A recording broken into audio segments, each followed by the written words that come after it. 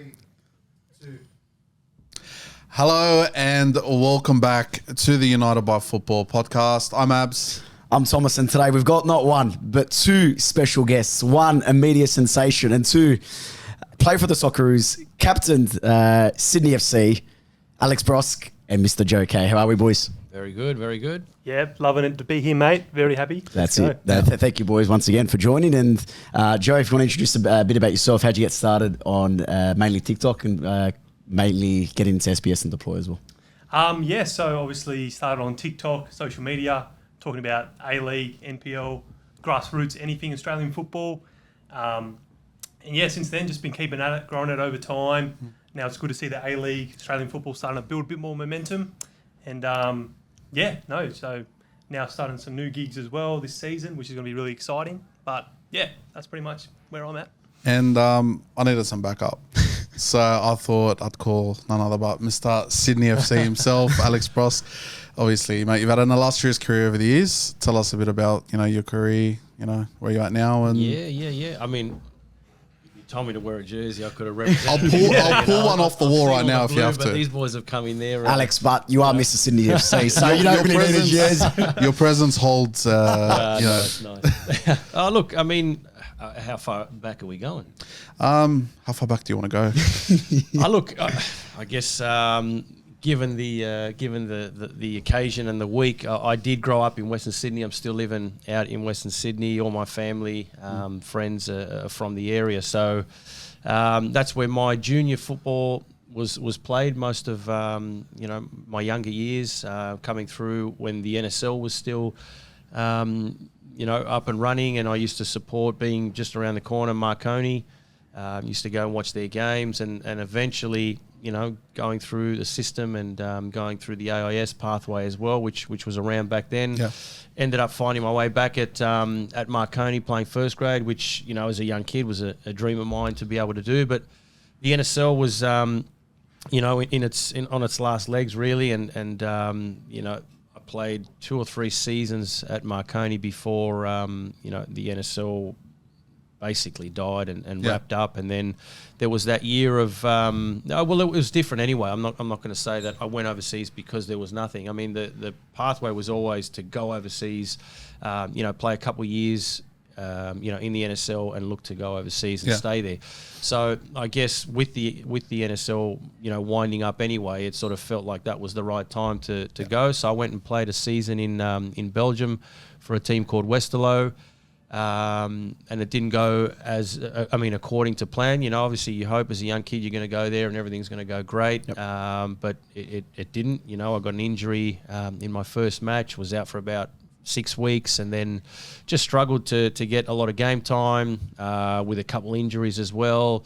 And then, again, more than anything, getting minutes. It was tough to get the coach to sort of believe in what I felt I could do. And that's football, right? That happens everywhere in every league all around the world. So that was a real learning experience for me.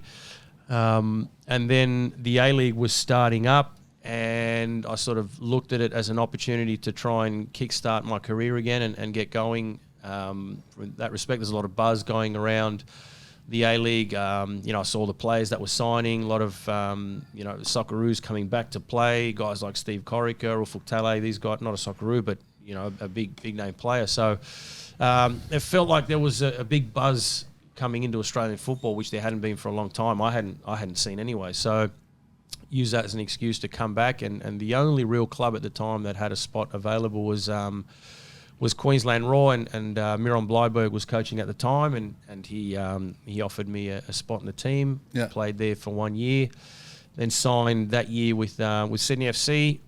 Played 5 years with Sydney, and then the year after winning my first championship with the club, which was after about 5 years. I moved to Japan for a couple of seasons, played there, then went to the UAE for a couple of seasons, and then Graham Arnold gave me a call and asked me to come back, which I was definitely keen to do and more than happy to do. I felt like the timing was right in coming back home. I'd been 3-4 seasons away, and then came back, joined an incredible team. had some very enjoyable years those last 5 years of my career with Sydney, and then retired and now moved into the media. Now, I just want to ask one question before we move into all the derby chaos. You seem to have joined all these countries right before, I'm going to say, they took off. So obviously the UAE in the Middle East with how football's changed over there, with obviously all the money, all the jokes they make. So right before the money came. Right before the oil started. Exactly right. Hey, I don't say that. Right before the oil started to flow, let's just say that. And then obviously with the A-League, it being has changed so much. Obviously from when you first were here with the NSL, and then when you came back, and then let's just say your third stint in the A-League, your last one, your second one with Sydney FC. How's football changed over time, and how have you kind of watched it now as a spectator? And would you say you would have preferred to play in how it is now, or would you have preferred to have stayed in where you played initially? See, I have this chat with mates all the time. We talk about, the players that are around now in world football, I'm talking, and then you look back, and I know there's a lot on Instagram, right, that goes back to, say, that 2006 era, where you look at the players that were in that World Cup. Yeah. Just incredible. Your Ronaldos, Ronaldinhos, Zidane was still around. Zidane's, Yes. Pirlo's, all Henry these was still guys, going. absolute Yeah. machines of players, technically brilliant, great to watch. I feel like the game's changing in it's a lot more, I don't know whether we'll see another Messi, a guy who has just something that nobody else has. Ronaldo, we'll see again. Haaland, we'll see another one, because they're almost robotic in just they're perfect footballers. Ronaldo, great left foot, great right foot, great leap. He's quick, he's strong. He's got every attribute that you want a footballer to have, but Messi's got that something that nobody else has. Yes. You know what I mean? So I feel like we're not really creating and seeing those types of players anymore. So you look at that generation that I mentioned, and we're losing that genuine quality. The guy who doesn't need to run because he's got that brain that nobody else has. So I enjoy the era that I played in and the time that I played in. Not to say I played against any of those guys, but the guys that I played with in the A-League. I feel like it was a good time. The A-League as well was at its peak, and I hope it gets back to that. Yep. When the Wanderers came into the competition, it really took off. Del Piero came in, Shinji Ono came in. These guys just lifted the league to a different level. The crowds were insane. So for me, I feel fortunate that I played in the best moments of the A-League, but I do feel like hopefully this season it's got a real buzz about it again. Yeah. That it gets back to that and then just keeps going from there, because we want the league to succeed. We want to see big crowds. We want it to be what it was, and it has the ability to do so. Well, speaking of the derby, I think it's time we get into one of the biggest, if not the biggest rivalry when it comes to Australian football, the Sydney derby. So as you mentioned, Western Sydney Wanderers came in and disrupted, let's just say, the reign, the sovereignty we had over Australian football. But it's become more about pride. It's become about identity. It's become about the soul of Australian, or let's just call it Sydney's football itself. So how did this rivalry start, and why is it such a big deal? Thomas, you mentioned to us exactly when you were... signed up on the 26th of April, 2012. I was in year 6, never forget it. The man beside me on my right was in high school. The man on my left was in high school, and the man on my furthest left was playing in Japan at the time. But 2012 was the year where it all kicked off and it was born. That was the first derby where Del Piero signed and Shinji Ono as well. They won that game 1-0. Ante Kovic saved the penalty, and then Del Piero got the rebound. Never forget that day. I was in the stands with my father. But it was a beautiful derby, and it sort of spread that little fire, and those sparks have carried on for 12 years. Yeah. And I think this year, as Alex has rightfully mentioned, I think there is that little bit of buzz, mainly because of the two people we are going to speak about, Juan Mata and Douglas Costa. Yeah, so obviously we've sat perfectly this week. We've got the east side of the room, which is myself and Alex, and then you've got the west side. We actually got a compass as well and measured it. The east is facing that way, and the west is facing, which is good as well. Yeah, so let's kick into it. Obviously, the Wanderers have gone and signed Juan Mata, and it's a signing where you feel like it's not just going to bring people random people to the game. It's going to bring those who love football. You know, we were fortunate enough to be at the airport and, you know, invited to the Wanderers to the press conference as well. You saw that. You had Chelsea supporters. You had Manchester United supporters. You had Real Madrid supporters. You know, it's bringing back those, let's call them the Euro snobs, that would have want nothing to do with the A-League. So how big of a signing, before we get on to Douglas Costa, how big of a signing is Juan Mata to the league? And how do we think he's actually going to fare, considering his age and his injury problems prior? Yeah. Well, hopefully, I mean, the plan is, you know, we don't want a Daniel Sturridge. You know, we want someone we want a Del Piero. We want someone who's really going to lift the league and lift the area that he's come to. He seems incredibly down to earth given everything that he's achieved in his career, which suits the Wanderers and that area very, very well. So I feel like he'll fit in perfectly to the club if they can keep him on the field.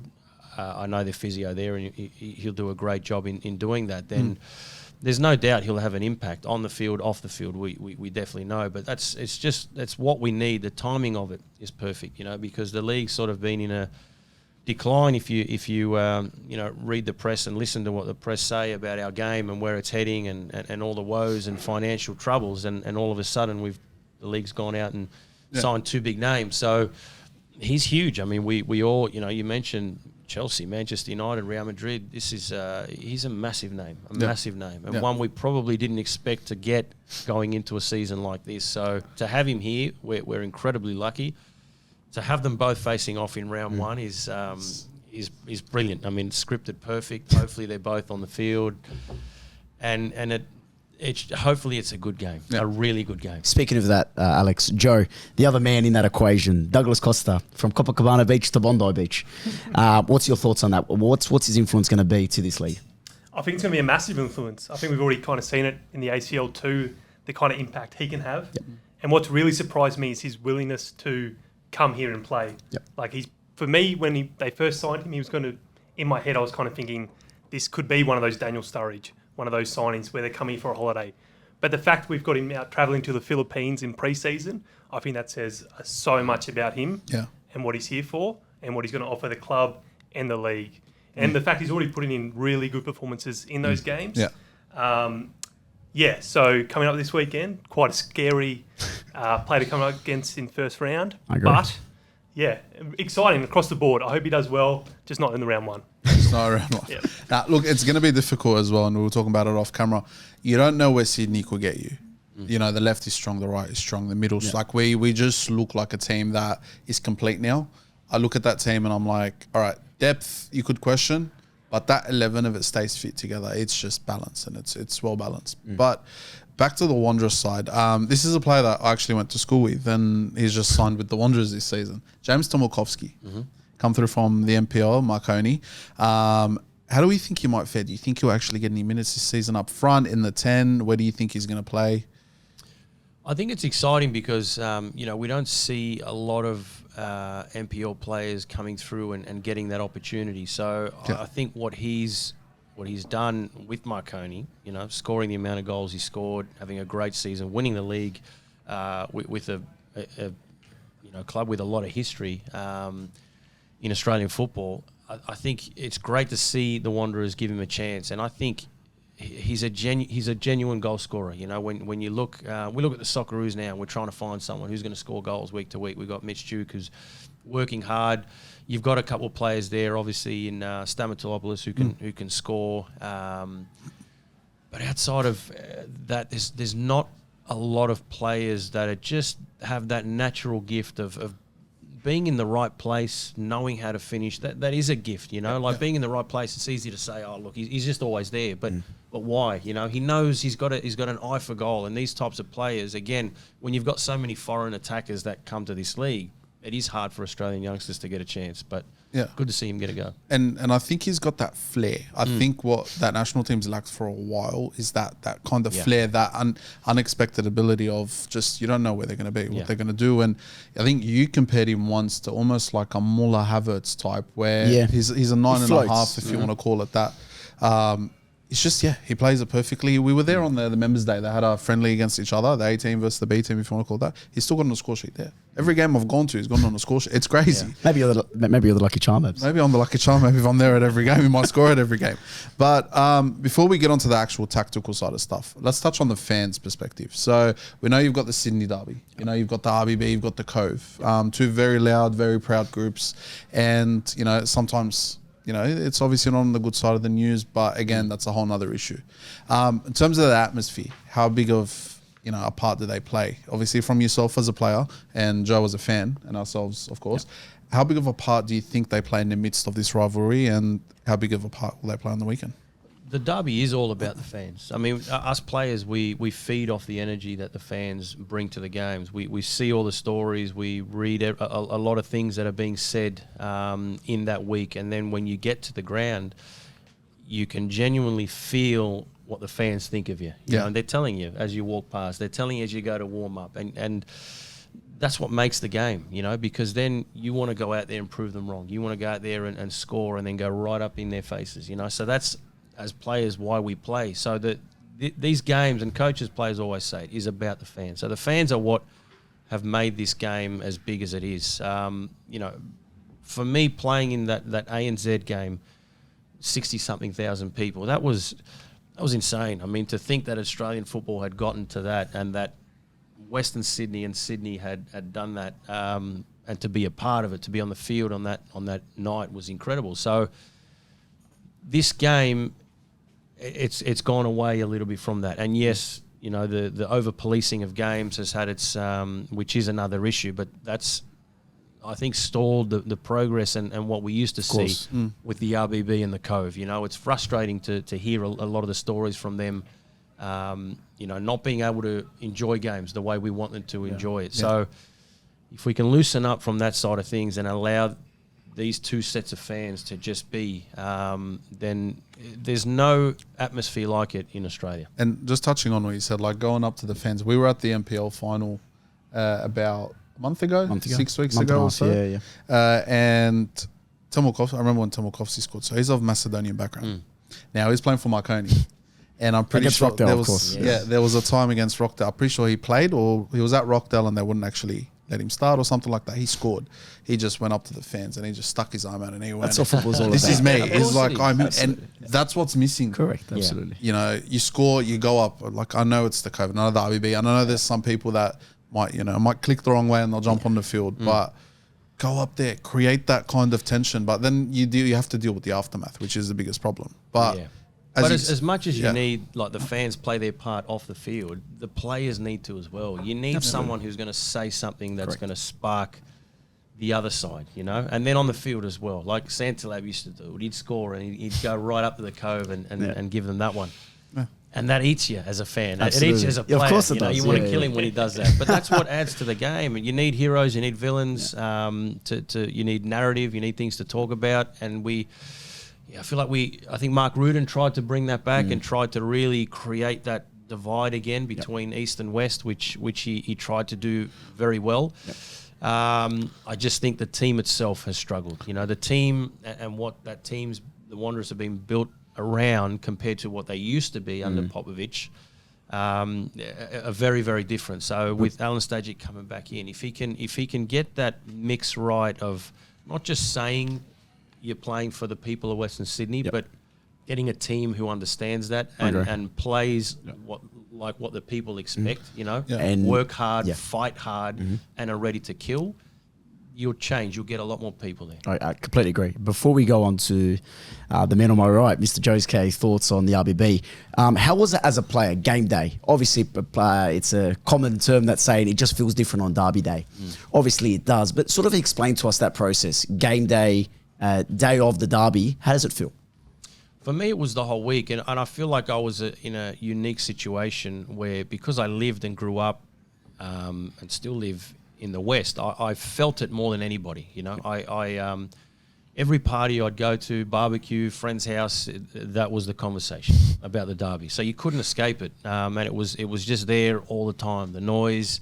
I'd have family and friends supporting, you know, the Wanderers, even though I'm playing for Sydney, and all those things, you know, just used to boil. under my skin and eat at me. So for me, it was weeks leading into a derby that it was already in my mind. And again, different to most players, right? Yep. Most of Sydney's players live in the east or, the inner west and aren't really across it day to day, as big as they know it is off the field. Yep.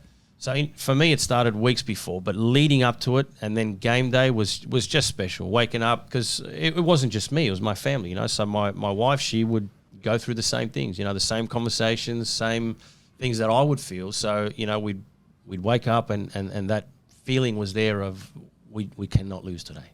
That's it. At all costs, no matter what happens, we just don't lose. And it was exciting. It was exciting. Like, they're the moments that I miss. I don't miss playing all that much, but they're the moments I miss. Joe, your thoughts on the RBB and what it sort of represents to the West? I think it's massive, absolutely. Obviously, they were the point of difference when they came in to the rest of the league, and kind of why they worked as well as they did, offering that new sense of community for the West. And the RBB kind of personified all of that energy and passion for the game and for the West as well. And I think it's huge, the impact they can have on the game, and fans, the rest of the fans in the stadium as well. I feel like they're kind of the focal point of everyone in there, kind of all that passion coming together, going in that one direction. I know for me on Derby Day, I'm a nervous wreck as a fan, but when you get in the stadium, you get in there, the RBB starts going, you start joining in with a chance, starts to ease the nerves a bit, and you love that passion, that drive in there. For me, the biggest credit I can give them is last season when they unveiled that massive TIFO around the entire stadium, and the place was buzzing for about 20 minutes or so. And then there was obviously an incident with the police, who have then since come out and said that they had made some mistakes on their end that night. RBB ended up leaving the stadium, and the place just went dead silent. And that's, for me, that not being in the stadium makes you realise just how important it is to have it there, and the difference it can make for the entire league as a whole, because the spectacle for me was completely taken away the second they left the stadium compared to what we had at the start of that game. And for me, that's where the game all their focus should be going towards active support. Completely agree. And just maximising it whenever you can. For both sides, of course. Yeah, both sides as well. Yeah, and I think one thing I want to touch on with what you said is that relatability of set. With the Western Sydney Wanderers, I think they do it very well. And I think, obviously, we've got a whole range of backgrounds here. Obviously, yourself from Uruguayan background, Lebanese, Croatian, Joe, I'll apologise. Country boy. They do it very well. And that's one thing I appreciate about that club. Obviously, like for myself, we were talking off camera, I'm Lebanese. So growing up, I had Asmal Masri in rugby league. So, you start to see, players like Tomakovsky where they've grown up around, Western Sydney. They played MPL. You see your 8, 9, 10-year-old Marconi, Rockdale boys. They're going to grow up. They want to see someone like that. That's me. They basically will say, he's like me. He looks like me. He has the same name as me. That's what you want to see. And I think that's an important part, especially with the RBB. I think the RBB do it well. They're very inclusive in that sense. You come in, you join in, you see everyone jumping around, having fun. Same goes for the Cove. It's that inclusivity. And I think if they just let it go, they let it fester a little bit, you're going to bring it back. And I think that's what we feel as well with the leagues, with the Premier League. When Arsenal came down here to Melbourne a few months ago, 5 months ago or so, none of us live in England, but we all knew the chants. We all came around. We were all singing together. It's just you want to join in. No exclusivities. Everyone does what they want, and you go from there. But I think we get into the tactical breakdown. First one, I want to talk about our front three. So I am scared. Before you even read the names out, I'll be honest, I'm scared. You've got Klimila. Yep. I've tried to pronounce his name for the last 3 days. Klimila, Lolly, and Costa versus whoever you guys decide to freaking put at that back line. Clisby's going to have a game. I'm going to tell you right now. Clisby's having a game. You got Clisby. The goal he scored the other night. Yeah. Good goal.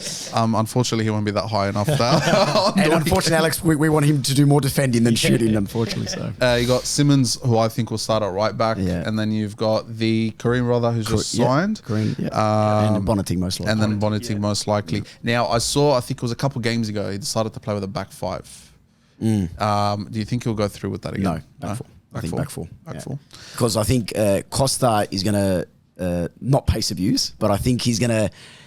It'll be very hard for Clisby. I think it'll be very hard for Clisby and even Aiden Simmons, because Aiden Simmons likes to push up. Alex, obviously, he came a bit after your time. But I think Aiden Simmons does like to push up, so I think Costa will take advantage of that space. So I think Bonnetig, I think he's going to shift slightly more to the right to cover for that space. So I think we are going to leave some gaps, but Brilliante, I think, is going to sit a bit deeper, and Priestman's going to have to go box to box. Now, the only worry with this, I think, is if the Wanderers sit so far back, you're going to have Milanovic having to come back and help possibly Simmons. The whole team has to defend. Yeah. So Me and Joe get ready to go on the field as well to because defend. if that happens, then the flow-on effect is we've seen Courtney Perkins. He can hit one. Mm-hmm. And if he gets any chance up front, Aiden Simmons like to attack, but he's not going to be able to go that far up. Yeah. I think it's going to be dangerous. I think if we pin them back far enough, I think they're screwed. Personally, I don't think they're going to be able to keep up. So, what are your thoughts on? I hope that's exactly how it pans out. I think, look, on paper, that team and that front three in particular is quite frightening to go up against and exciting from our end, right? To get to watch. The thing that I liked in watching their games in Asia in these last couple of weeks has been the last couple of years has been that reliance on when we're going forward in build-up, get it to Lolly. Yeah. Right? We need it to go to Lolly to do something, Yeah. and he would. Yeah. He constantly produced. But there was that over-reliance on him. Yeah. Where when he got injured, then what? So I think in watching them these last couple of games with Costa coming in, you're sort of almost just drawn to him and everything he does. Wahim gets on the ball, and your eyes are on him, and then the ball would just go out to Lolly, and you remember. There's a threat there Lolly too. as well, So it's look, I think this is going to be his best season because of that. Like people will almost forget and try and close down and keep an eye on Costa. Yeah. And it's going to be difficult to control all three. If you double up on one, you're leaving the other side exposed. They've got quality with Caceres, Holman, whoever plays, Wahim, to switch, and these guys in the front to move left and right, and then Klimala scoring goals he can finish. So it's if they click, it'll be great. And I think I was talking to you about it on Saturday briefly. It's giving Liverpool from that prime Klopp era in a sense. Obviously, different quality of player, but when it comes to the style, where you've got Mane on one side and you've got Salah on the other, Yeah. you just don't know who to defend. Yeah. And then Firmino's down the middle. Whenever he got the ball, he was clinical, and that's what Klimala's kind of going to have to play in that role. And then even if you sit further back, that midfield, Wahim is a player. Yeah. I know if you guys have watched, any of his stuff from Germany, saw a bit of highlights, a bit of compilation. I'm not going to say I sat there and watched him all the way through his German career. I'm not going to be that guy. But from what I've seen so far, we've got ourselves a player there. Now, on the other side, we talked about Juan Mata briefly. I'm going to go to you, Joe. He's 36. Okay. How many minutes do you think he actually has in his legs? And do you think he's going to have much of an impact? And if he has an impact, is it going to have to be in that first 60 If he has an impact, relax yourself. If he has an impact. My God. Hey. Look, for me, I think, he's going to have a massive impact. Yeah. I know a lot of people's concern is his time in Japan Yeah. and not getting that many minutes. Yep. But look at that Japanese league. The J League, they just produce that level of player constantly. That he probably wasn't that level to get in their squads Yeah. at Vissel Kobe. I think in the Wanderers and in the A League, he's going to be playing minutes. He's going to be making those impacts. Will he see it at 90 minutes? Not sure. But I think in the time he's on the pitch, a player of that level and quality, he can make more than enough impact. Yeah. And the fact he's going to have the likes of Milanovic off the left, Borello possibly off the right, they are very dangerous players. Yeah. Getting service from someone like Mata, I think that's very dangerous for any team in the A-League, no matter how strong your backline is. Now, my only worry for you guys in that sense, and let's hope this happens, if you guys get pinned back, he's pointless. Now, Juan Mata's never been known for his defensive abilities, always tracking back, always running back. Neither does he have the legs, I think, at 36 to be able to sit there and go side to side, having to track one of their midfielders. Is that a worry in games like that, where you play Sydney FC, where you play Melbourne Victory, where you play teams that are going to be clearly a bit more dominant and a bit more strong in the midfield? Is he going to either have to shift to the right, or is he going to have to come off? Look, I think that you've got two players in the squad, in Milanovic and Borello, who will run their asses off the entire game. Yeah. Borello in particular, I remember back in his first season at the Wanderers, I don't think I've ever seen a player run that much wearing a Wanderers shirt, or anyone in the A-League. It was kind of insane to see. Yeah. So I think a lot of the load's going to be put on them. Perhaps we leave Matter up a bit higher up the pitch when we are pinned back. But then even then, I think we've got players in the back line like Bonatic who can really play a decisive pass through the midfield and cut teams apart. He's a really good progressive passer. So I think there are outlets there, but you're right with Matter and his defensive capabilities. I think it's going to be an issue. but I also think we've got strengths in other areas that can negate that issue. Joe, I would have to agree. I think Mata's, and I think Abs, you forgot to mention it, but I think Mata's ability to unlock a low block, to maybe break that 2 blocks of 4 if Sydney do end up sitting like that, in terms of maybe they're 1-0 down, maybe game management wise. I think Juan Mata does have that ability to find the ball, to find the little nook and cranny and to play that ball. Alex, on to you. One of those key matchups that I think is going to happen is Nicholas Milanovic versus Jordan Courtney-Perkins. Who do you reckon is going to get the better of each other there? Look, two good young players. Hard to know. I mean, yes, there's a lot of big names and players and clashes all over the field, but that is an interesting one. Milanovic, good goal scorer, technically good, works hard as well. And Courtney Perkins, he's sort of been used in, we've seen him as a left back, centre back, and a cool head as well. So I think it's just a great matchup. Who gets the better, I guess we'll see on the weekend. I'm hoping that Milanovic has an off night, obviously, but I think Courtney Perkins. I've liked what I've seen from him. I think with Matthews there as well, 2 good young kids that they can really build a back line off. Yep. You've got Ryan Grant, who's getting on in years. Joel King out on the left as well. Look, interesting matchup. There's so many, but I think, I'm going with Courtney Perkins. I think he'll keep him quiet. I'll have to say this. He's giving very much a Tony Popovich style player. Like, you look at him and he's a modern style, I'm going to call this, pep fullback, that modern where centre back basically that can play on the left.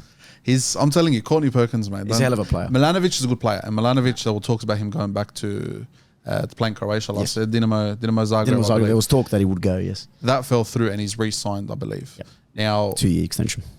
I think he's re-signed for a reason. I think this might be his last season in A-League. I don't know anyone. This is just my, let's just say football business mind trying to think. Yeah. I think he's re-signed for that reason. I think he might be off next season, but that probably means you're going to see the best out of him this year. Now, Courtney Perkins is a good player, but I have to agree with Alex. I think Courtney Perkins just gets... We'll see. Before we move on to everyone's Derby Day predictions, we've had some icons in the Sydney Derby. We've had Shinji Ono, Alex, yourself, captain in the side, and obviously haunting us a couple of times. Myself, my whole family were there. Brendan Santalab, Shinji Ono, and obviously Alessandro Del Piero. Juan Mata and Douglas Costa, being one of them on 1-year contract, the other on a 2-year contract. Do you reckon they're going to have a similar impact in terms of making themselves as an icon in the Derby days? It'll depend on how they perform. So they've got the ability to. Yeah, I think both great players, massive names, and this matchup is what everyone is hoping to see. So whoever comes out on top, for me, instant sort of legend status almost. If one of them scores and they win 1-0 or has a big game, that's all it takes. That's all it takes. A big moment in a game like this. I'm going to say something a bit rogue here, but I think that Joe Lolly, technical-wise, isn't actually as far off Douglas Costa as we think. So Douglas Costa could score a hat-trick, but I think if Juan Mata scores like one hell of a goal or dribbles past 3 players and slots it behind the keeper, I think they're more likely to remember the Juan Mata goal than they are Douglas Costa. I think there might be a bit more of an expectation, but I think due to let's just call it the squad level that you guys had last season, bringing someone in like Juan, he could be more of a cult hero than Douglas Costa would. Yeah, agree. Because the quality of player at Sydney FC is quite high now compared to the rest of the league. And, you think there's probably 3 or 4 players that could play overseas at the moment, circle Douglas Costa. So I think that's a big one. So with your prediction? My prediction. 4-2. Ooh, high-scoring game. I mean, Obviously, the Wanderers side you were saying. Sorry, Alex. No. Sorry. 4-2 Sydney FC. I think Joe Lolly gets a double. Okay. I think Douglas Costa gets on the score sheet. And I think we see one of the centre-backs score. I'm going to say Hayden Matthews. All right. That's a very in-depth prediction. Goal scorers and everything. I think there'll be goals. I think it's going to be 3-1 Sydney. Okay. Again, just that front three just seems so, clinical and with so much quality that if 1 or even 2-1 on, surely the 3 won't be. So there's going to be goals in the game. We just haven't seen anything from the Wanderers yet to know. They sort of got knocked out of the Australia Cup, so we haven't seen a lot. We haven't seen Juan Mata yet, so how many minutes he plays. And look, he more than likely will come off the bench to have an impact. So you don't reckon he starts? I don't think he starts, no. And then you guys just need to hope you're still in the game when he does. Fair play from the captain himself. Fair play. I'll still have a season to play for after a few games, so let's just see how they go. They do say that the captain's armband never leaves the arm, even when they leave the club. Mr. Joekay, predictions. Well, I feel like I've been preconditioned for these early derbies to be 0-0 or 1-0 when they come early in the season. But when you look at the squads, there's definitely goals there for both teams. So I think I'm going to go 2-1 to the Wanderers, but Sydney FC will score first, and the Wanderers come home strong off the back of the RBB. Hopeful, I must say. I said on a different segment, I said 2-0 to the Wanderers. But somehow, Alex, Abs, not you, Alex has convinced me that front three has somehow going to find a way, because it would be foolish of me to ignore that front three. And obviously, your two midfielders, one's Brazilian, one's German. I think them two especially are Wahim. I think he's actually going to get on the score sheet. Yeah. So I think 2-1. 2-1 to Western Sydney Wanderers. Now, before we move on, where do we think they'll finish in the season? See, I think you guys will beat a good chunk of the teams in the competition. I think you're going to be that team that will beat everyone outside the top four. So we're coming fifth. I think you guys finish 5th or 6th this season. Okay. I think Sydney FC top 2, if not minor premiership this year, just with the team that we've got. What do you think both teams will finish? I agree. Look, I think Sydney have the strongest team on paper, without a doubt. And we've seen enough from them in this pre-season to think that they're going to go on and have a great season. The Wanderers as well, I think they have got a good squad. I think the Juan Mata factor, even with little things, the fact that he's got such a high-profile name, getting, if they are bunkered down sometimes, getting that foul that the ref's going to give because of who he is, and he'll feel the crowd, and he'll get them out of trouble, not just with his quality, but little things like that. So I think that's going to help in a lot of games. And they do have a good team. Borrello, I think if he gets back to his best form, is an incredible player. I love watching him play. Yeah. So I think the Wanderers do finish in the top 4. You think top 4? Look, for me, a front three of Milanovic, Borrello, and Temonkovski seems exciting. I just worry their back end, from their 6 all the way to their goalkeeper, is a bit light. I think they don't have enough centre backs. I don't think you have enough depth in defence in general. Well, thank you for giving us 5th. And I don't think a pivot of Priestman and Brilliante is top 4 worthy enough. But I think that squad is good enough to beat, say, the Newcastles and the Perths of the competition. And like when Josh was at Sydney, I think that's where we saw the best of Josh. Yeah. You had Luke, and obviously you had Aidan O'Neill, Brendan O'Neill, sorry, back in the days. And that was, were they playing when you were around there? That midfield three, well, that was a typical Arnold ball, and it was great to watch. And for that reason, I would like to say that we're going to finish top 4, but again, I would have to agree with 5th. I think 5th, 6th for us. And again, I'm not going to say first because I just don't have that in me for Sydney FC. But I do think second. It's a positive 5th. It's very much, I don't know if you followed the NRL this season.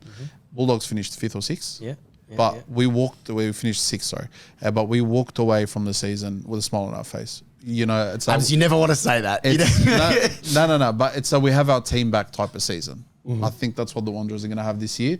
I think Sydney FC have a bit more of a higher expectation, as we usually do, unlike your club there. Relax yourself, your time's up. Mr. Joekay, are we coming first? Yes, we are winning the premiership in season 24-25. You'll struggle to find a season where I don't predict that. But good man. I think I've got merit in saying that this year. Oh, wow. Okay. I'm positive that it's going to click.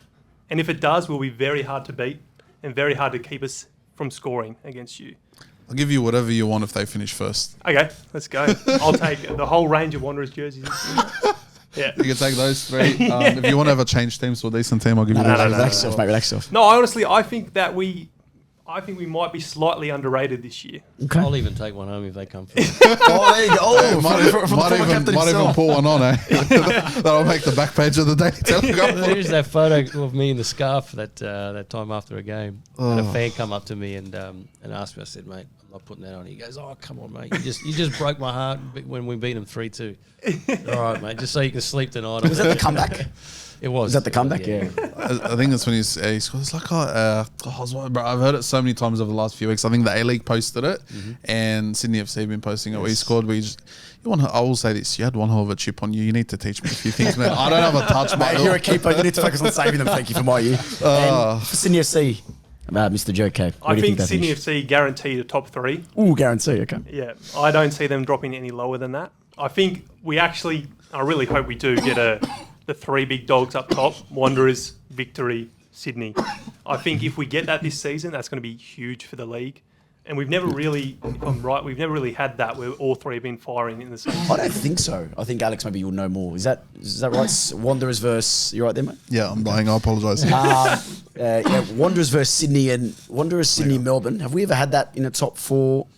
No, I don't think so. I don't think so. It's been a while since Wanderers have been there. So Very true. I think if the big guns of the A-League fire this season, I think we're in for one of the best, if not the best seasons of all time. Agree. Speaking of one of those big guns, we're going to move over to the first game of the round. Sunshine Coast Mariners versus Melbourne Victory. Grand final replay. Edmondson still lives on in my head, not his first minute. But some of the Mariners signings this year, you've got Trent Sainsbury coming back, and you've got the Brazilian marquee, I'm going to struggle to pronounce this, Vitor Ferreira. Thank you. Thank you, my Portuguese friend. Coming off an A-League premiership last year, minor premiers and premiers. How do you think they're going to fare this year with obviously their star player and Johnny Warren medalist, Josh Nisbet, going? How do you think they're going to fare off, Alex? Look, not just him, Ballard as well, Dan Hall, who was key to that central pairing. But the biggest one for me is Danny Vukovic. Him not being there severely sort of depletes that side. He came up with so many big saves last season. You think of the way they finished the season, and I'm not going to call a side who won the treble, an incredible treble, lucky, but there was a lot of games where they just weren't in it. I mean, that's those 2 games against Sydney. You guys had them for a period, I was thinking. For both games, entirely had them on the back foot. They didn't have any chances. Nisbet barely touched the ball. Yep. They couldn't get out of their half. Sydney in complete control, just couldn't really get much, and then got a red card, which sort of changed the whole way and direction that tie was going, and they scraped through. And then same as the final, we were down there on the corner ready to announce victory as the champions and do our post game thing, and then Edmondson pops up, gets an equaliser, and then they go on and win. So again, I'm not going to call them lucky, but They scraped home in that back end of the season, and with the players they've lost this year, I can't see how they get anywhere near the 6. Wow. I think I don't disagree with Alex there. I think what got them through last season was their drive. It was their, let's just say, they're working as a team. They're being able to push together. They never give up attitude, essentially. I think losing a player like Vukovic as well, he's retired. You lose that experience at the back. He's probably one of the most vocal, if not the most vocal person in that team. So you lose that, you lose a voice. Obviously, you've lost your best player, and Joshie Nisbet. I think for me, we're talking 5th, 6th, if not out of there completely. You lose that many players, and I think they're slowly starting to pick out the A-League. Like with Nisbet, Nisbet's gone to the Scottish League. Yeah. Like it's not like he's gone to the 3rd Dutch They've got a direct division. flight coming there soon from Glasgow to Sydney, I'll tell you that. Not the only one, and you'll see through...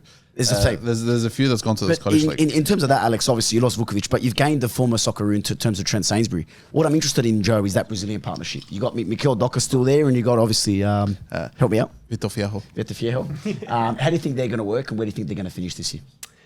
So I really like Mikel Docker. I think he was one of the better players in the league last season. Yep. Pulled off some moments of magic, scoring late winners. From right back as well. Yeah, right back. All up the right flank, really. He kind of just dominates that entire space for the Mariners. Yeah. Fiallo, I've seen a bit of him in the ACL. Hasn't impressed me too much. Maybe that's an adaptation thing, getting used to the league, Asian football as a whole. But then again, probably would have said the same thing about some of the previous visa players who then end up going to hit the ground running and leading them to back-to-back premierships. Yeah.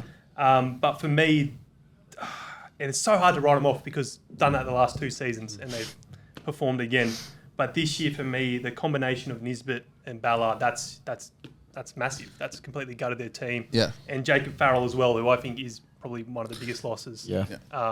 He was one of my favourite players in the league. Absolute mongrel at left back. Was it because he was Aussie as well? He's like the typical Central Coast player, isn't he?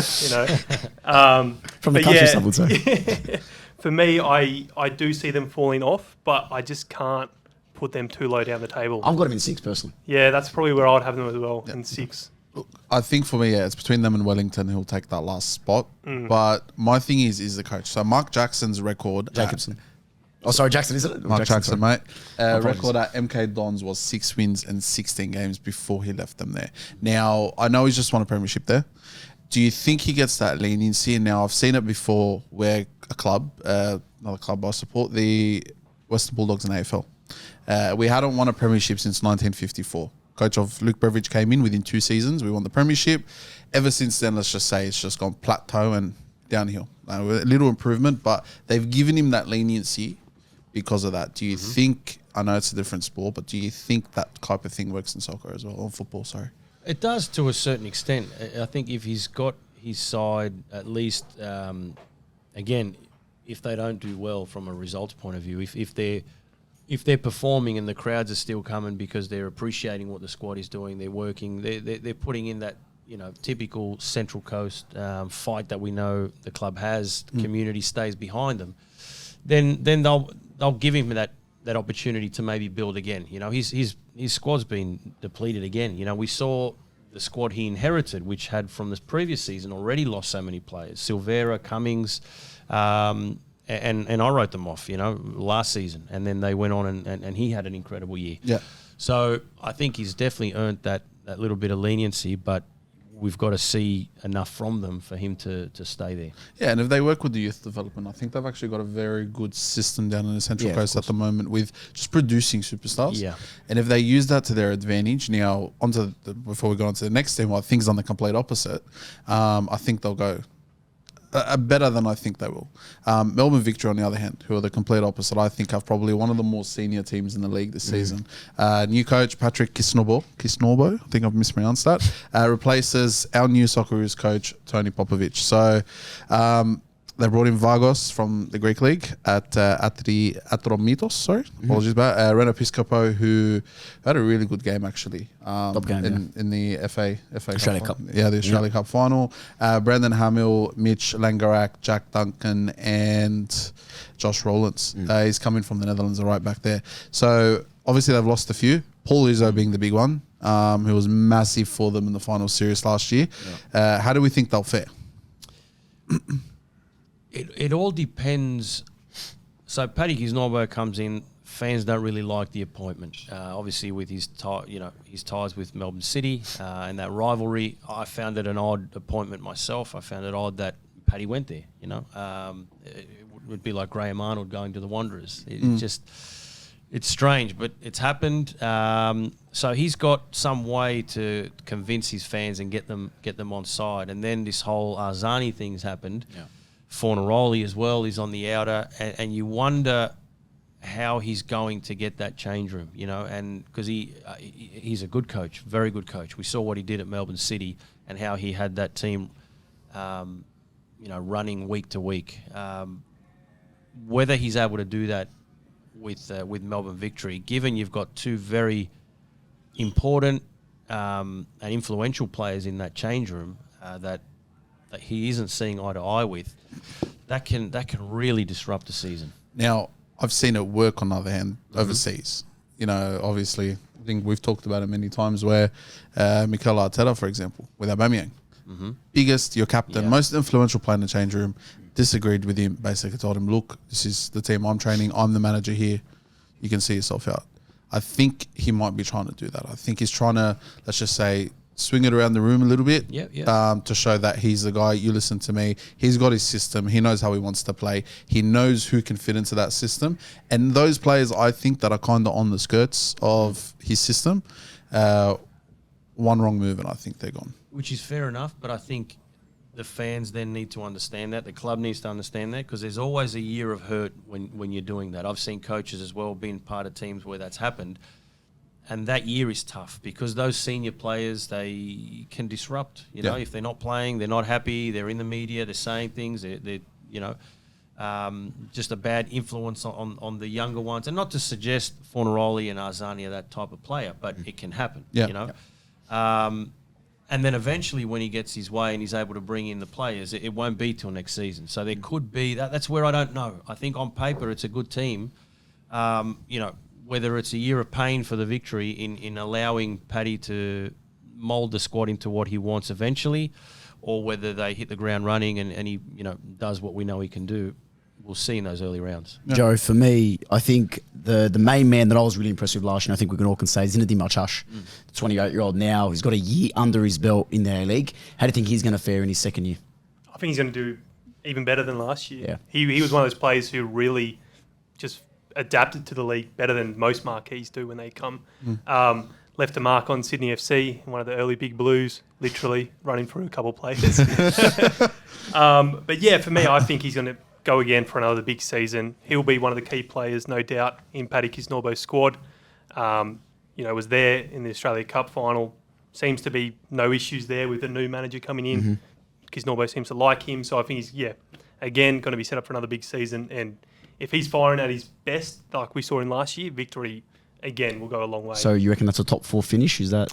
I would have Victory. I think I'll put them in. I'll put Victory in third. Yep. I'll put Sydney in the second. Wanderers first. Wanderers first. Of course. But yeah, Victory in third. Probably would have them higher, but just that looming cloud of the Kisnorbo relationship there. I had them a lot higher. I had them second or possibly first. But then obviously the news broke with Arzani. And for me, being his so-called Australia star boy, after Irukunda and obviously what he did at 2018 World Cup, how he was included in the squad, I think for me, I've just got him in that third, fourth. Yep. Personally. For me, I think third. I think they'll finish third this season. But before we move on to the next game, score predictions. Quick fire score predictions, guys. I'll go 2-1 Victory. 2-1 Victory. I think 3-0 Victory. 2-0 Victory. Yeah, I'll go 2-0 as well. 2-0 Victory. All right. The new boys of the league, Auckland FC. Shame we couldn't do this podcast. Alex could have shouted us maybe first class across the ditch. What do you mean, private jet? Alex, obviously working under Steve Corica yourself. How do you think he's going to fare at Auckland? Well, he knows what it's like to be a part of a club starting out. Obviously, doing it with Sydney in his first year. I think I'm excited to see Bimby's evolution as a coach. You know, I think we saw what he did with Sydney and carrying on from Graham Arnold's side, and then adding his little bits over the years, and he had an incredibly successful time with Sydney. And it probably, I think, in the end was just that he stayed on that year too long. Yep. I think as managers, we're seeing Arnie now stepping away from the Socceroos, Jurgen Klopp stepping away from Liverpool. There comes a time where the voice and the message just isn't having the same effect. Yep. And the players need to change because you can get stale. Football is like any job. You need reason to get up and go to work every morning. You need to be stimulated and motivated in different ways. So for Bimby, this is a new challenge. So and I think he's a great guy, good manager as well. We've seen what he can do. So I'm excited to see with a completely new squad what spin he puts on it, how he gets them going, because it's a good team. They've got some names there as well. They have got some names. So I'm excited to see how they go. None more controversial than Alex Paulsen, going from Wellington to Bournemouth. Yep. All the way back to Auckland. Now, Joe, sorry to cut you off. Joe, you actually broke that news in terms of that saga. Do you want to quickly explain to our viewers how that sort of transpired and why the APL has actually changed their rules on that?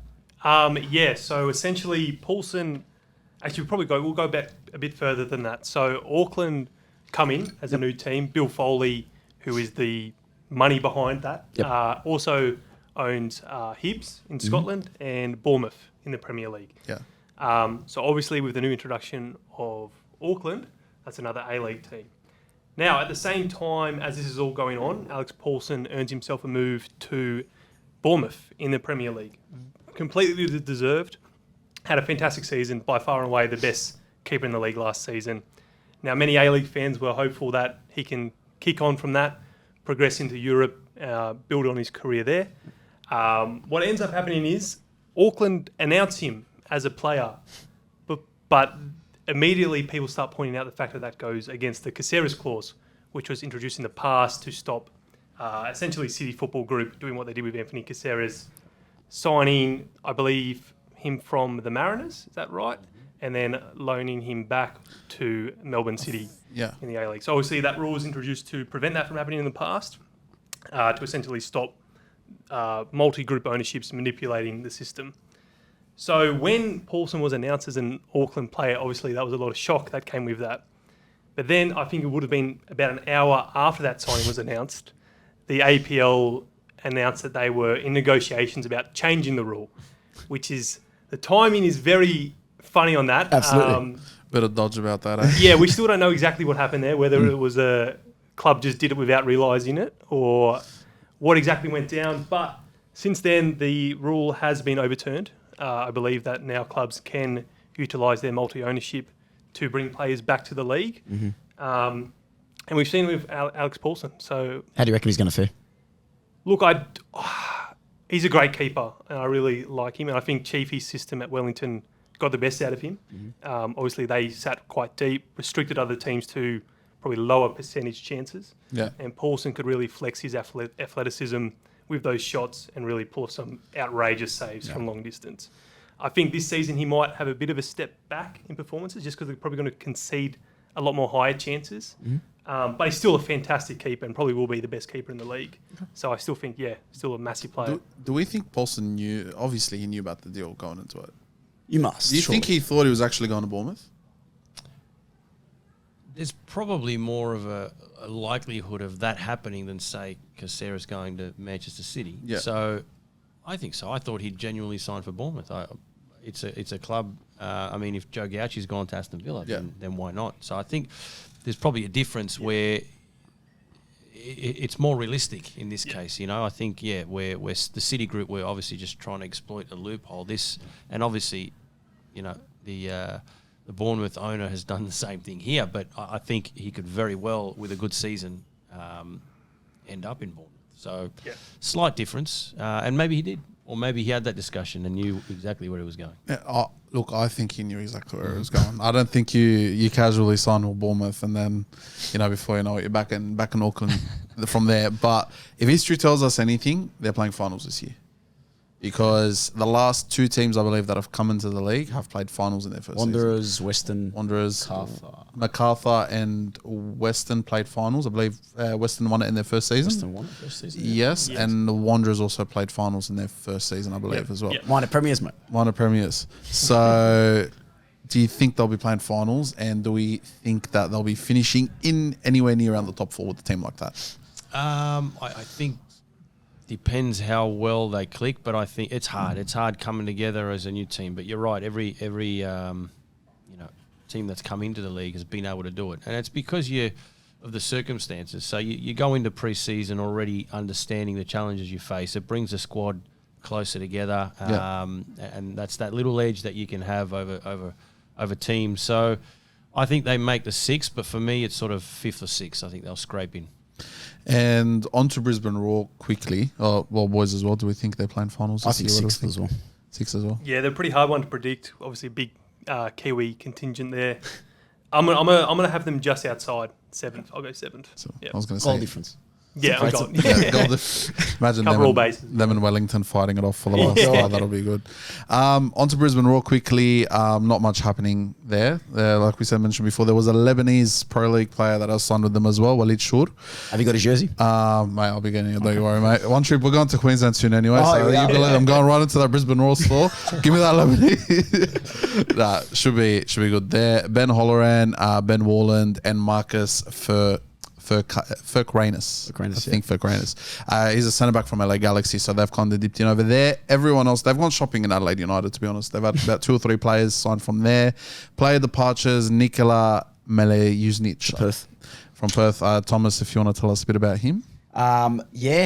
Started in the A-League. I think he's in his 30s now. I think he's creeping up there in age. Very, very, very, very good player. And I think Perth, for me, are going to be people's surprise team. Zrilic, what we did at Sydney last year, obviously learning under Ralf Ragnick in RB Salzburg in Austria.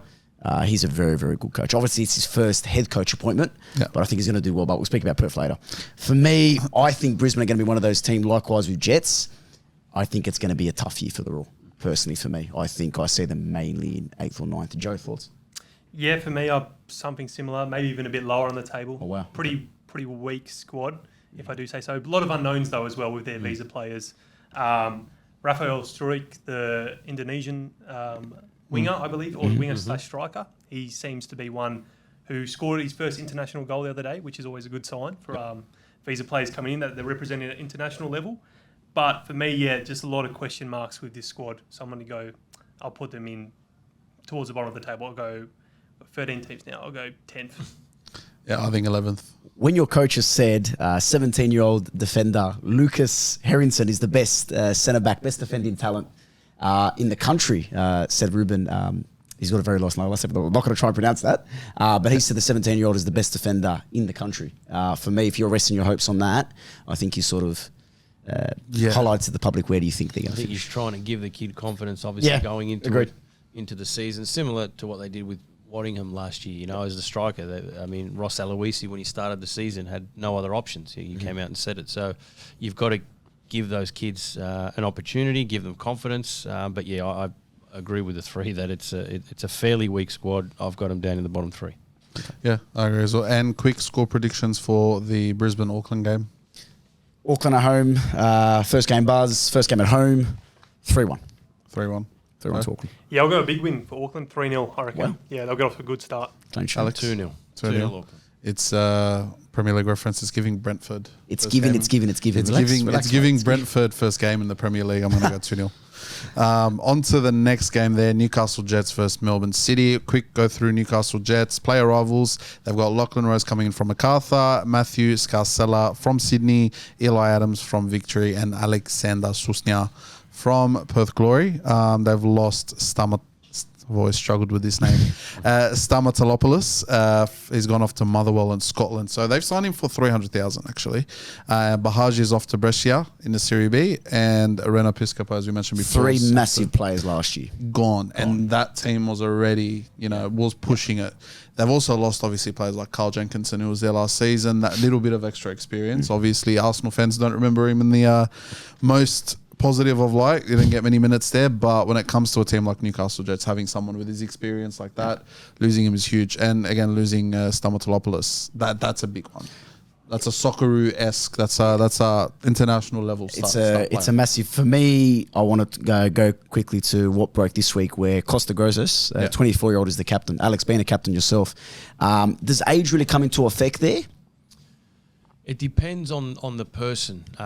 Thinking back at me as a 24-year-old, I would have been a rubbish captain. I was just in no way professional enough, ready enough on the field to be leading a team. So I think obviously, Robbie Stanton sees enough in Costa to be able to lead that team. And look, it is a young team, so he's probably not got too many options. But look, Shushnya coming in as well, he's a leader. But yeah, look, I think he's put his faith in him. He's a kid they can build the team around, and he must have something from that, from a leadership point of view, that he's been given that. Because so I think it depends definitely on the person. Depends on the person. So quick predicted finish, guys. In that bottom 3 that Alex was saying, I think I see him 9th, 10th, somewhere in there. Yeah. Agree. Bottom 3. So yeah, I'll give him the spoon. Oh, the spoon! Wow. Sorry, the squad just isn't doing it for me. Players they've brought in, probably not filling the roles that they've lost. I do like that they've dipped in the NPL a bit. Ben Gibson from Apia. Excited to see how he goes this season. Yeah. Really good in the league this year. As well, I got Justin Vidic up top, young striker who I really liked in the Australia Cup. But overall, as a squad, I really struggle to see them picking up too many points. I agree with Joe. I think they get the spoon this year. So, yeah. The other team in the equation, Melbourne City. Nathaniel Atkinson comes back. Kai Trevin from Brisbane has gone there. Played the Partridge, the big one, the main man himself, Jamie McLaren. And Togo Arslan as well has gone to Japan, to Hiroshima. Given the departure of Jamie McLaren, captain as well, where do you think, how does City recover? How do you fill that void?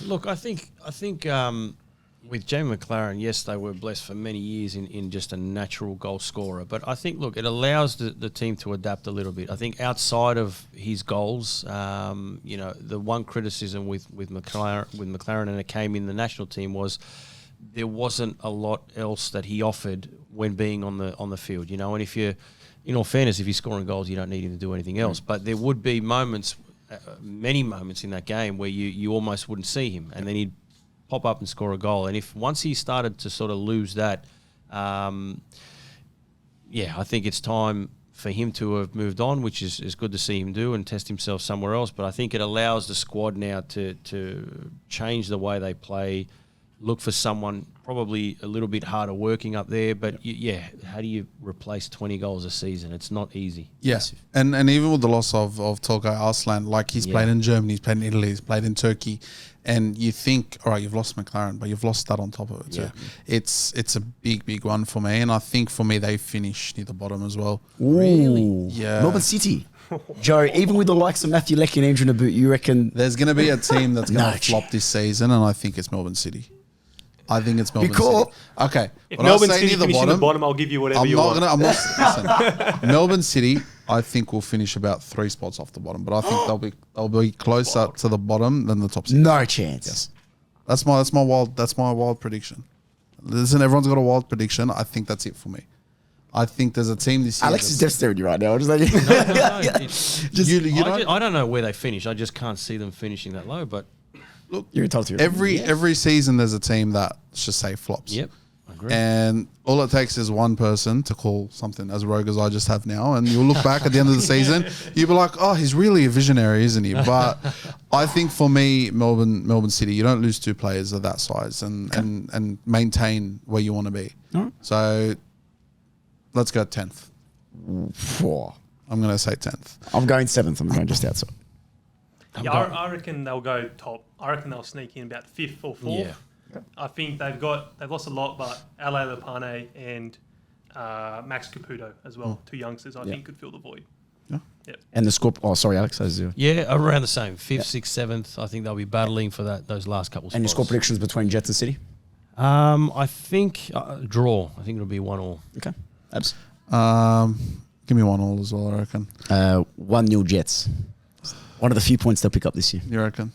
Now, Being at home. you want to know the funny thing? The way you guys reacted to me saying they'll finish 10th was worse when he said the Wanderers are going to win the whole league. I'm next to him. I have to support him. I have to support. I have to support my brother who read it back. Anyway, next game, Wellington Phoenix play Western United. So when it comes to Wellington, Marco Rojas, Paulo Retre, Hideki Isheji and Kazuki Nagasawa. Now they have gone shopping in Japan. I have. As well as Brisbane Roar and the Indian Super League. So they've gone shopping. They've done their scouting pretty well. And I think obviously losing Paulson, Kraev to the Wanderers and Finn Sermon for $500,000, they've made a bit of profit actually. It's about $3 million, I think, and for an A-League club making $3 million on player sales in one window is actually pretty good. So given Isheji, 30-year-old, he is from Japan, an attacking midfielder for those who don't know. How do you think he's going to go in the A-League? And do you think that Japanese, I feel like they're doing a bit more scouting now in Japan and they're trying to bring that influence over here. How do you see that working, and do you think it could be a thing going forward? Look, I think it's a great thing because Japanese players, and we saw the other night against the Socceroos, technically they're great to watch. They're incredibly intelligent, tactically great as well, and they're a joy to watch. So I think if we can, I think the criticism with Australian football has always been that we've never really developed and allowed those real creative, your Nick Carls, Danny De Silvas, these players. We've been very quick to criticise that type of player, just because they might not work as hard as a Jacob Farrell getting up and down the line, But now look at our national team. We're struggling for creative players. So I think the more influence we can get from a country like Japan and bringing in these guys, and I saw it firsthand playing there for a couple of seasons. It's going to training every day was just incredibly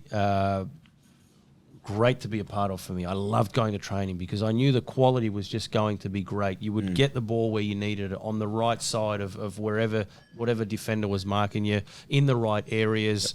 It was all sharp. It was quick. And you could give them a pass anywhere. They'd bring it down and keep things going. Yeah. So, again, the more Japanese players we bring here, I think the better the league will be. Joe, the introduction of obviously Auckland coming in this year, how do you think the growth of the game, especially in New Zealand, is going to fare?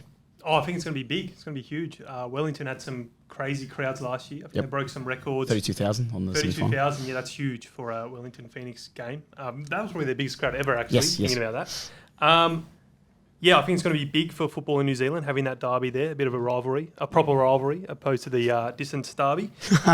But, yeah, no, I think it'll be good. And as for the Knicks, I think Giancarlo Italiano is probably one of the best coaches in the league. Agreed. And I back his signings massively, bringing in some Japanese experience. You know, he strikes me as a coach who probably sits up on Football Manager till 3 a.m. Working on his tactics.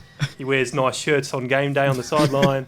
So yeah, I'm gonna back him as well this season. I think they're gonna go well again. Where do you think in that? How well? Where do you think they're going to finish? Look, they obviously probably did punch a little bit above their weight last year, but I still reckon he's a really gun coach and he can get a lot out of not very much. Because so I'm gonna go big. I reckon they're gonna finish in the top 6 again. In around 4th and 5th alongside Melbourne City. Wellington. Yeah, I agree. I think they're going to be around 6th, 7th this season. Yep. Alex? Well, we've seen a couple wild predictions already. Here we go. Winning the league. I've got them finishing 2nd this year. I think, and you spoke about Italiano. Last year, he was very open in saying, to get the best out of my team, we're going to sit back and play in the counter-attack. While it may not always be pleasing to the eye, it was effective, and he did it well and got the best out of that team. You're bringing in a couple Japanese players with real quality. Retre in midfield, who keeps possession very well. Rojas, who gives that attacking flair. I'm interested, does he start pushing this side up a little bit higher up the park with Barbarouses, what he did last year? Of course. So I think we'll see them be a lot more attacking, and it's a hard place to go, Wellington. It is a very tough place, and they'll turn that place into a fortress. Pick up some he knows how to play away from home. So I've got them finishing 2nd. I'll say this: there was a game last season against, I believe it was Brisbane Roar. I think it was a Wellington. Brisbane Roar had them dead for rights, but that counter-attacking football just Deadly. It's deadly. And I remember it, and I'm like, I'm pretty sure they needed to lose the game for, I believe it was you guys to stick around. Something. It just had to, And I'm watching it, and I'm like, yeah, some people joke around about parking the bus, but when you play it well and you play it right, it's beautiful to watch. Because the way they're able to counter-attack and the way they're able to progress the ball up the field that quickly, you can't beat it. Great coaches make the best of what their squad is. Yeah. And they're able to adapt. So if you transition well in football, and I'm sure you know this yourself as a striker, if your team behind you transitions well, it makes your life so much easier because it makes those chances that bit clearer, and you know where you need to be, where you need to go, rather than having to sitting there and pep ball just to sit there side to side, and you have to pick your moment. Whereas if you're playing great progressive football, it's picked for you. You just need to be in the right place at the right time, and you can go from there. For me, moving on to the other team, Abs, Western United. For me, I'm going to go nice and early. Where's my camera? There it is. Wooden spoon. For me, I'm going to go nice and early. I'm going to go Western United wooden spoon. If your marquee is Ibasuki from Adelaide, don't get me wrong, he is good. He's a very good player, but that's all we've got. Look, do you know what I mean? I'll spare them one thing. 2nd last. Nice and early. Nice and early. I'm not even going to go around, mate. If your 2 signings, really, I'll take Russell and, like you said, Ibasuki. And their club captain gone from last year. Yeah, Josh Risden gone. So. You're struggling, mate. Yeah, you're really struggling. And I think we were talking about it before. It's in there as well. 8 players over the age of 33. Yeah. Like, that's insane. There's an aging squad, and then there's the old boys' home. This is Wayne Bennett's Newcastle Knights from about Check on it. The old boys squad.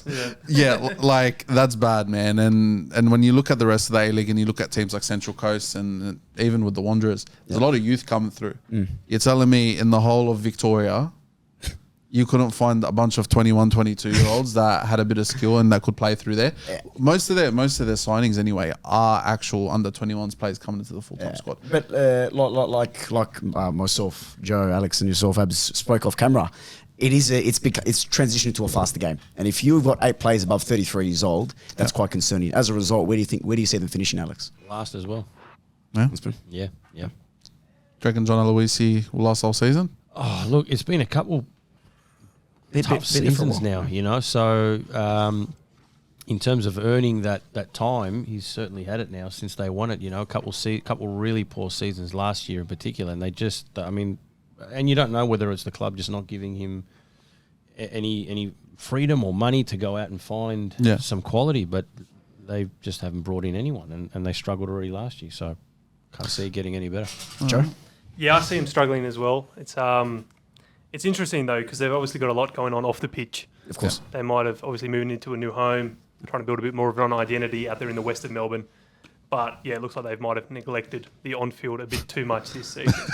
So yeah, I'll chuck him in probably like bottom 2. Yeah. All right, quick score predictions, guys. I'm going to go a big one here. A 4-0 Wellington. Yeah, I'm going 3. I'll go 3. Joe? Yeah, I'll go 2-0 to the Knicks. And Alex? And 3-0. 3-0. For a Sydney FC, man, we actually agree quite a lot. Surprised. So long story short, Western United are getting...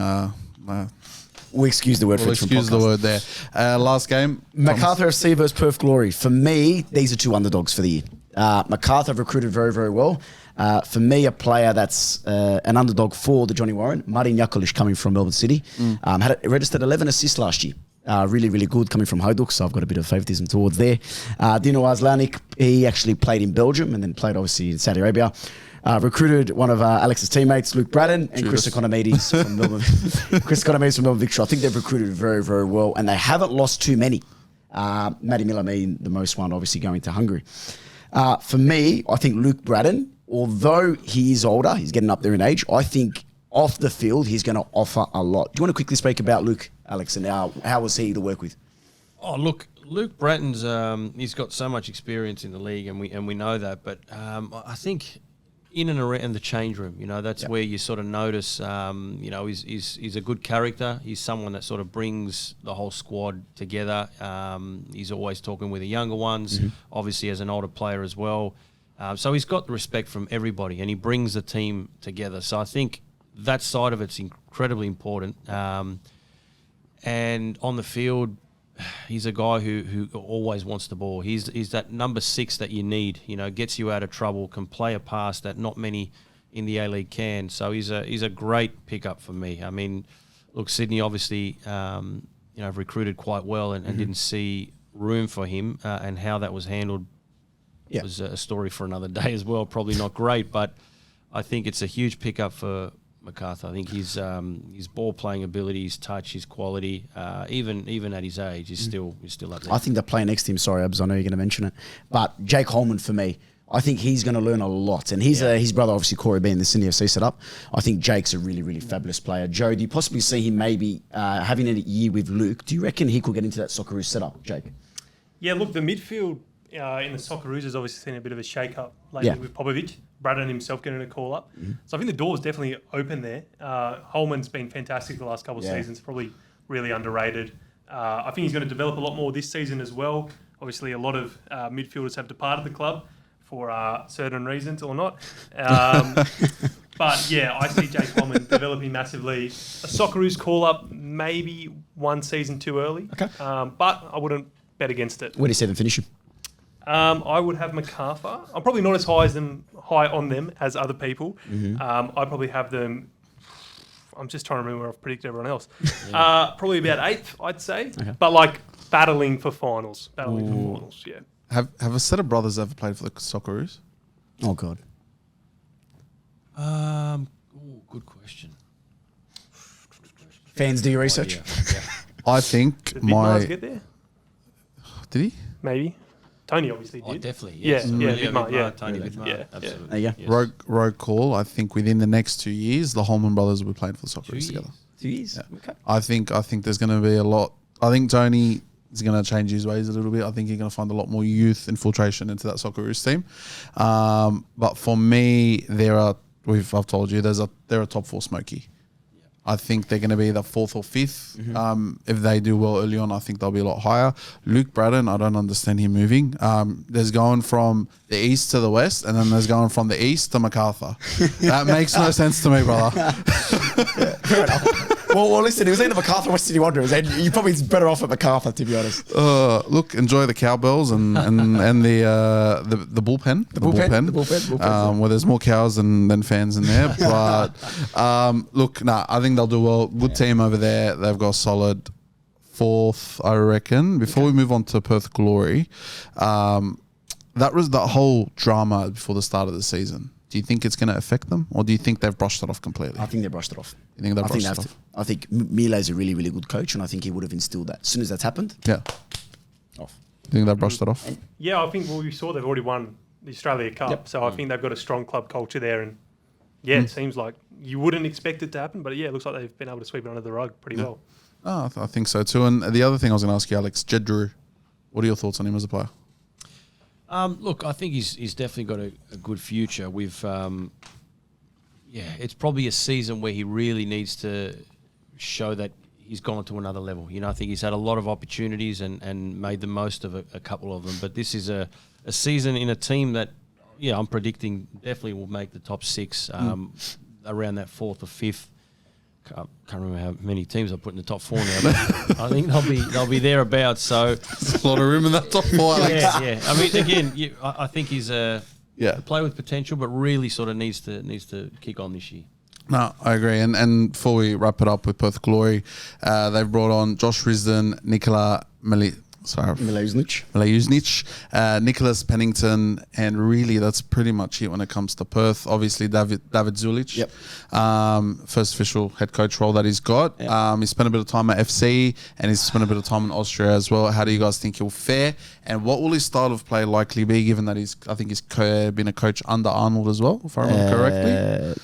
No, I think it was Ufuk Talay. Ufuk Talay. Under Ufuk. I think for me, David Zulic for me is going to be the reason why. Top 4. I think for me, Perth are getting 4th. They're going to get a home final. For me, I'm really excited by the player that myself and Jonah really well, Nathaniel Blair. It was a mistake, I think, that we let Nathaniel go. I think Nathaniel's got all the raw attributes to be a really, really world-class striker, and I think he's going to learn and gain a lot of knowledge from Taggart there. Taggart staying there is a really, really big advantageous thing, and obviously David Williams, I think he's in his late 40s or 50s by this stage, but he's still a top player, really, really experienced head, and I think Nathaniel Blair, he's a rogue one. I think he's getting 15 goals. 15 goals. If he starts, I think Nathaniel Blair's getting 15 goals. Because obviously, Joe, you've seen him in a couple of NPL games. What's the ceiling for Nathaniel? Yeah, I'd say it's pretty high. The only thing standing in his way is probably Taggart. It depends how Zulic wants to set up as well, if there's a 2-striker system or not. But if he gets minutes, he'll get goals. He puts them away. Correct. His chances are really good, especially here in the NPL at the start of the season. He was leading the Golden Boot race, beating the likes of Alec Urasevsky up until his departure. Over to Perth. And then Glory as a whole, I really like their recruitment. Me too. A lot of younger players. Faisal from MacArthur, Aoyami from Marconi. So a lot of New South Wales-based players making the move over west. So I really like that. They got a bit of a soft spot in my heart as well this season. They're probably my second team. I'm in the back. As for where I would see them finishing, I reckon maybe a season too early for Zulic to really put his stamp on the side. Okay. So I'll put them 8th or 9th. Some would say you look good in purple, Joe. Not sky blue. Not sky blue. Alex, where do you think Perth finish?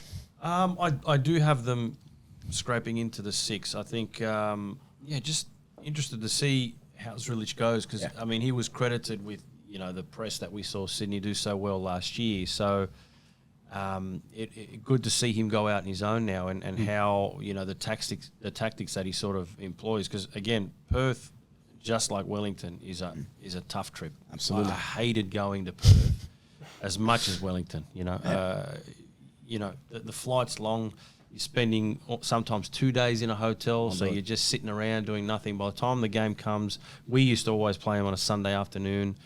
5 o'clock kickoff. Yeah. So we were steaming in Perth, and you'd rather be back home in Sydney than there. But I think for that reason, again, like Wellington, they've got a good enough squad, very good coach to be strong at home.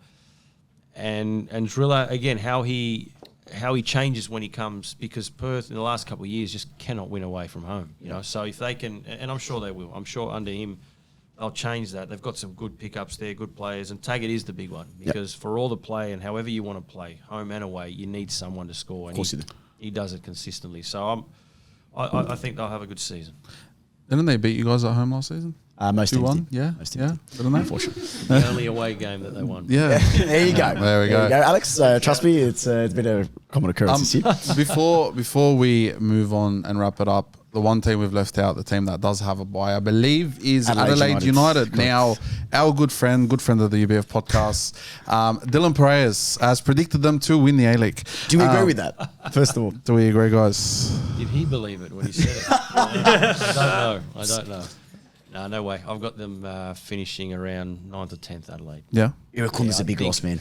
Big loss, but just look. To be fair to Carl Veert, I think he's because I don't think I've had them in my top 6 for the last 5 or 6 years. Yet they always would do well and finish in the finals. So I think Carl Veert has a knack of just finding the next 1 or 2 good youngsters to go on and sell like they have. But yeah, I think this year it like last year, they've just I don't know about the quality in that team. I don't know whether there's enough to mix it with some of these teams. So I think they'll struggle this year. Look, Adelaide isn't an easy place to go.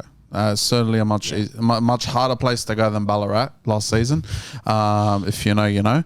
But I think they're not going to be anywhere near the top 6. But I think they're going to be far enough off the bottom to kind of hold their head high and see where they need to kind of build upon this season. So if my maths tells me correct, 8th, 9th. 9th. Okay. Before we go, it would be naive and wrong for the man to my furthest left has damaged my heart many, many times. Favourite derby moment will go from Alex and then we'll end on Joe. Quickly, Alex. Favourite derby moment, I'm going to get Okay. Would I be right to say 3-2? By the smallest of margins, by the very smallest of margins. There was, so I think in my, I can't remember what game it was, but I'd made some comments about my feelings towards the West. I remember those comments. and it got blown up, and it was great. Like I said, you know, like I heard all about it from everyone. You know, I had family and friends messaging my messages. Oh, is he talking about us? Surely he's not. You know, like anyway, it got a little bit out of control, which was great. I loved it, and I remember coming on the field and just and I think it was that 60,000. Yeah, it was. And I'm coming on, and they've shown me on the big screen, and all the ones started booing, and it was brilliant. It was brilliant. I loved it. You know. Good on you for speaking your mind. Well, we need. I'm joking. 3 minutes left of the podcast. Let's not get a punch up. It added to it. You know, it was good. And I remember, so that moment, and then coming on and scoring, and just hitting the chest right in front of them. That was a good one. But yeah, coming back, playing in my first ever derby, knowing what the rivalry had become about, going down 2-0 and thinking this is not how it's supposed to go. And then a red card changed the game. We got one before half time, and then to score the winner, fans run on the field. It edges that other moment. I'll never forget Vitor Saba for tackling Abbas. I'll never ever forget it. Ab's favourite moment. Look, I'll say this though. I think the 4-0. Yeah, it pissed off. No. The comments definitely did piss off a lot of people, but I think at the end of the day, it brought something that we currently lack, and I think we get in there again, which is that hatred. Yes, that hatred towards the other team, where it's kind of like you see every other league, Arsenal, Tottenham, the 2 Milan teams in Italy. They would rather see their team fall and fail than watch the other team succeed. And I think saying something like that, obviously I'm from the West myself, but I get it. You're a Sydney FC fan. Let's just fucking go out and beat these guys. Like, it's as simple as that. Like, we want to go out and we want to smack you guys as hard as we can. And because you said that, Thomas, yes, mine's a bit more recent. Oh, yeah, a 4-0 amazing drubbing of the Western Sydney Wanderers. Obviously, Alex's 3-2 winner is up there. I wasn't around and following the A-League at the time, but looking back at it, just to break your heart is just to sit there and watch you guys cry and Thank you. Appreciate it. It's just something that brings joy to me. Personal, because I did cry that game. For me, when the derby was starting to die off, obviously after COVID, but for me, the game that really did it was Ninkovic's debut for the West Sydney Wanderers. Ninkovic's assist to my main man, Cassini Yengi. And then when he scored, there was an angle from a Sydney FC. I'm not sure if you've seen it, Joe. The angle from a Sydney FC supporter who's recording, and he goes, "Oh, if this goes in, it's 1-0. It is 1-0 to the Western Sydney Wanderers." And the RBB exploded. That was at the new Allianz Stadium. Yeah. And for me, that was my favourite moment. Shannon Cole's free kicks up there, a bit before your time, Brosque. But yeah, that's my favourite moment by far. Yeah, well, you've stolen mine on the Oh, buzzer sorry, there. Joe, That's all sorry, right. Joe. I was there in the RBB that game. Went to the game myself that day, which is something I normally wouldn't do, but just jumped in the RBB and went for it. Obviously, so much build up to that game with Ninkovic, and then in the build up to that goal as well, chipping the ball over Braddon as he tries to chop him in half, and then before playing the ball through to Yengi, movement inside and lashing it into the top bins. But I'll go a different one just for the sake of being different. I'll raise your 4-0 with another 4-0. Oh, good man. Same season as the Yengi goal, Yep. but the Amor Leuni masterclass, I'm going to call it. Absolute baller. Streets won't forget A-League player. Big fan of that game. I'll do one 4-0 in your home yard. Best winger that the Wanderers have ever had. I'll be Yeah, honest. I'd say it. I'm all leaving. You know what? Just because you raised my Oh, mate, 4-0, you're not too done. we will raise another 4-0 this week. Oh, Just okay. for Right, you. yeah. Mate, you've already had your Just for prediction, you. relax. Mate, forget my prediction. 4-0 Sydney FC. Just personally, on behalf of us from the whole UBF crew, first of all, Joe, just a massive thank you for coming on, sort of building that Derby Week predictions, and just a massive thank you. And Alex, to yourself, coming in with your busy schedule, obviously with Paramount and all your other things, and obviously your family, just a massive thank you from everyone at UBF. We've actually got you a little something just from our sponsor, Lightweight Athletic Club. When they heard about you coming on, they went, oh, straight away. So our producer there, Eurovision, is going to quickly just hand you something there from Lightweight. It's just a little bit of a clothing set. That they've kindly provided you. So you don't have to do a live try-on unboxing now. But take it home, show the family. It's just a little small thing from UBF and Lightweight. Just to make him a bit happy, I reckon. Hold one of these up or No. something. Well, what's in these? Give him a smile. That's just in it. There we go. There we go. Okay, boys, thank you. No, but guys, thank you so much for coming on from the Derby Week. It's an absolute pleasure. And Yeah. I'll call it there. No, I'll say, obviously, thanks for coming on, you Wanderers supporters. No, relax, man. Anyway, but Alex, it's been an honour, man, and I do appreciate you coming on. And I know it was short notice from last week as well, so absolute legend. And you came to back me up. Look, I said when Abs calls for backup, he calls the best. You're 6'8". Relax. And there's none other than Mr. Sydney himself to come on and back me up. So I think we'll call it there. And thanks as well to the Corner Post as well for supporting us too and sponsoring the show. And obviously Lightweight Athletic, and they've had a big week too. And everyone. Bella Vista, Neurovision. So it's good. We've got a good team behind us and a lot of support. And everyone will be there on the weekend as well. listen, mate, we're going to be there. Just letting you guys know. Meet us outside the stadium. Come get a few interviews. Come tell Thomas that they're going to sell. They're going to get absolutely smashed and battered. And if you're lucky, Thomas might leave at half time. So should be good. Hopefully there's 6'8" giant walking out of the stadium. But we have been UBF. I've been Thomas. I've been Abs. Joined by two special guests. Thanks, boys. Thanks for having me. It's been good. Thank you. Appreciate the call. Thank you, lads. Thank you, guys. Ciao. Ciao, ciao. Appreciate it. Beautiful.